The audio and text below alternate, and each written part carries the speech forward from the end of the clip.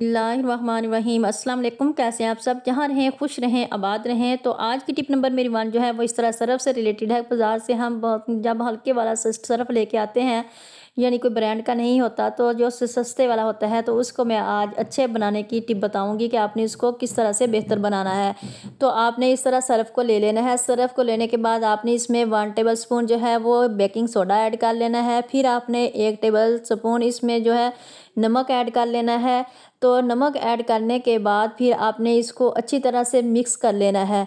तो आपका ये बहुत ही अच्छा सा शानदार सा जो है सरफ़ तैयार हो जाएगा। आपने इसको मिक्स करके अच्छी तरह से सेव कर लेना है, क्योंकि ये नमक जो है हमारे कपड़ों में जो जरासीम होते हैं, जो भी इस तरह की स्मेल होती है, वो निकाल देता है। और बेकिंग सोडा तो वैसे ही क्लीनिंग का काम करता है।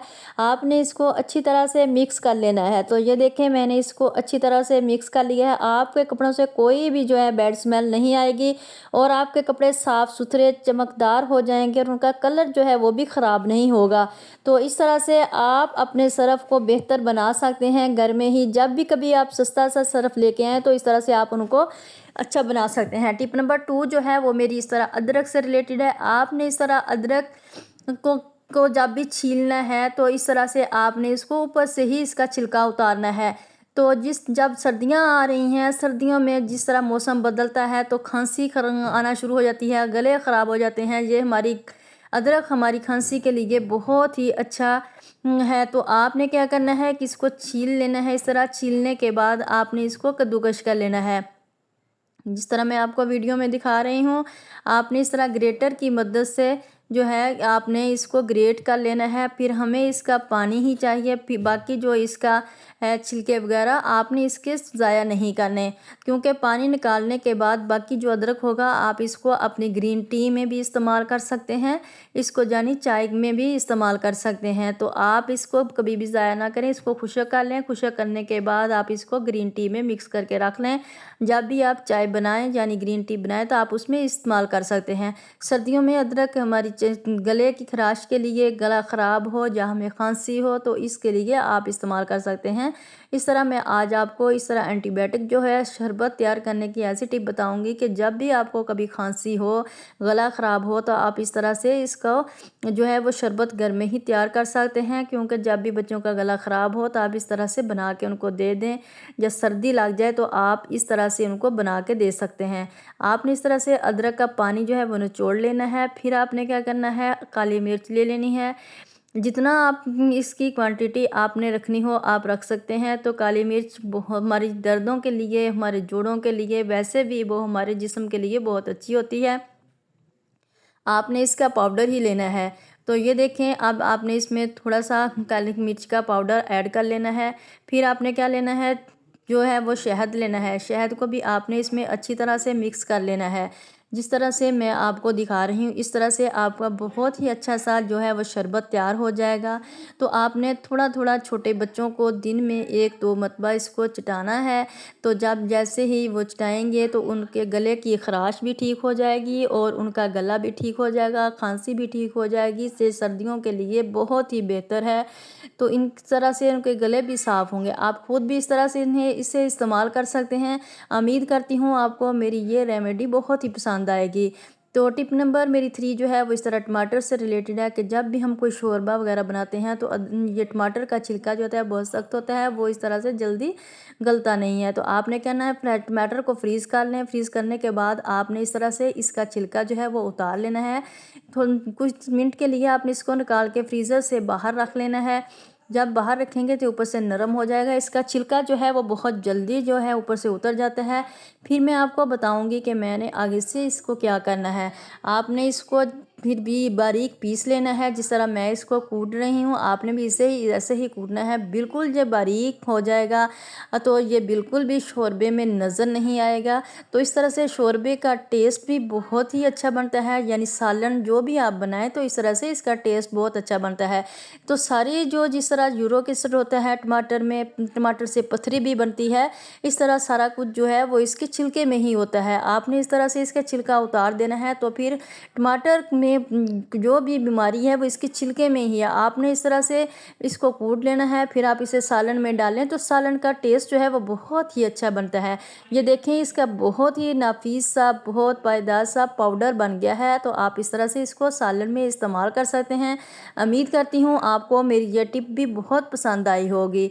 तो टिप नंबर मेरी 4 जो है वो इस तरह रिमोट से रिलेटेड है। पंखे का रिमोट हो गया या टीवी का रिमोट हो गया, बच्चे जब इस पे हाथ लगाते हैं तो मैल जम जाती है, या इनके जो भी टीवी का हो तो इस पर भी इस तरह गंदे हो जाते हैं। आपने क्या करना है, नेल रिमूवर ले लेना है। तो नेल रिमूवर लेके आपने इस तरह से इनको साफ़ कर लेना है। अच्छी तरह से आप साफ़ कर लें तो आपका रिमोट जो है वो बिल्कुल न्यू हो जाएगा। तो जैसे ही आप इसको साफ़ करेंगी इनकी शाइन भी बिल्कुल अच्छी हो जाएगी।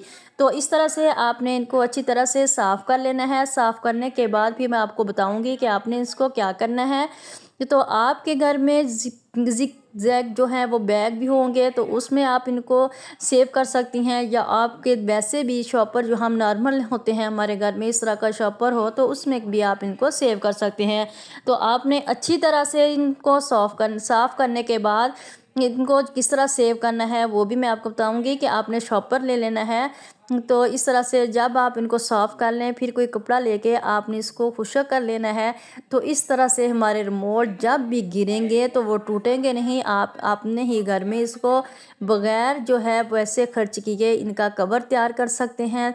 तो ना ही इनका कोई पीछे से इनका जो कवर है वो निकलेगा। आप इस तरह से अपने रिमोट जो है वो संभाल के रख सकते हैं। बच्चों की पहुंच से तो हम इन्हें दूर रख ही नहीं सकते। तो इस तरह से फिर बार बार अगर जो नीचे गिर जाए तो घर से डांट भी पड़ती है और घर में लड़ाई झगड़ा भी शुरू हो जाता है। तो आपने क्या करना है, इस तरह शॉपर ले लेना है, पॉलीथीन कोई भी।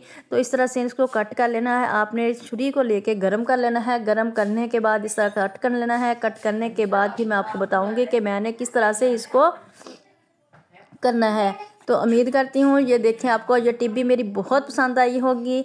तो फिर आपने इसको ऊपर चढ़ा देना है। चढ़ाने के बाद आपने टेप की मदद से इसको साइडों से पैक कर देना है। तो ये हमारा रिमोट जो है वो बहुत ही आसानी से पैक हो जाएगा। इसके साथ ही अगर आप मेरे चैनल पर न्यू हैं तो मेरे चैनल को लाइक, सब्सक्राइब और शेयर लाजमी कर दीजिए। तो आपने मेरे चैनल को लाजमी शेयर करना है और लाइक भी करना है और अपना प्यारा सा कमेंट भी दे देना है। तो इस तरह से ये देखिए मैं रिमोट को मैंने कवर कर दिया है।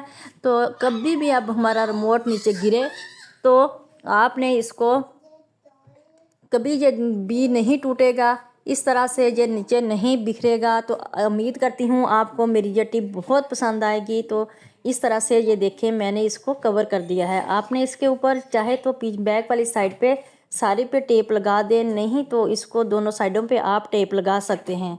तो इस तरह से आप अपने घर की चीज़ों को ऑर्गेनाइज़ कर सकते हैं, महफूज बना सकते हैं और अपने घर में जो है अपनी चीज़ें जो है ऑर्गेनाइज़ करके रख सकते हैं।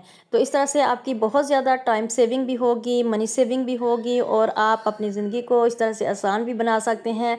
और ना ही आप अपनी ज़िंदगी को इस तरह की मुसीबतों में जो है वो डाल सकते हैं। तो ये जब भी हम इस तरह से छोटी छोटी बातों में जो है हमारे घर में जो लड़ाई झगड़े शुरू हो जाते हैं उनसे भी आप बच सकते हैं। तो उम्मीद करती हूँ ये देखें आप इस टिप को ज़रूर फॉलो करेंगे। तो इसको फॉलो करने के साथ साथ आपने मेरे चैनल को लाइक भी करना है और शेयर भी करना है। छोटी छोटी चीज़ों को और छोटी छोटी बातों को आप इग्नोर कर दिया करें और इग्नोर करने से ही जो है वो घर के सारे काम जो होते हैं वो बहुत ही आसानी से निपट जाते हैं।